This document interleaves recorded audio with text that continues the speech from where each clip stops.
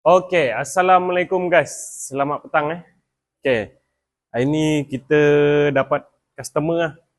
Dia WhatsApp kita, dia cakap, "Bang, motor tak hidup lah." Lepas tu dia kata, "Boleh buat tak? Boleh hidupkan tak?" Dia kata dengan kita. Jadi kita pun layanan dia, kita cakap dengan dia, "Datanglah buat bengkel." Bila datang, kondisi dia macam ini. Memang ni bukan tak hidup. Ini terbarai. Terbarai satu hal. Satu hal lagi pula, barang enjin dia banyak tak cukup. Dia cakap dengan kita sebelum ni, dia hantar kat mana-mana pomen lah, ada pomen. Dia kata dia dah bagi duit, tapi kerja tak jalan, barang pun hilang. Okay? Dekat sini kita nak sampaikan kepada pomen-pomen dekat luar sana, kalau anda dah dapat duit, pastikan kerja anda habiskan. Okay?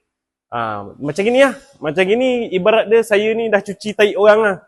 Tapi tak apa, disebabkan kita pun memang dahagakan wang ringgit sekarang ni, kita pun sapu lah job. Okay? Kepada sesiapa yang bekerja macam gini, berhenti lah buat kerja-kerja macam gini. Bila dah ambil duit, pastikan awak habiskan kerja-kerja awak. Okay? Ni kan tak apa pasal, barang dah lah ambil duit, satu hal lagi, motor tak siap, satu lagi pula, barang pun hilang.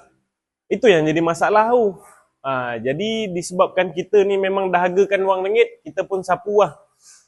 Kepada sesiapa yang nak repair motor ke, boleh roda-roda kita. Okay? Assalamualaikum.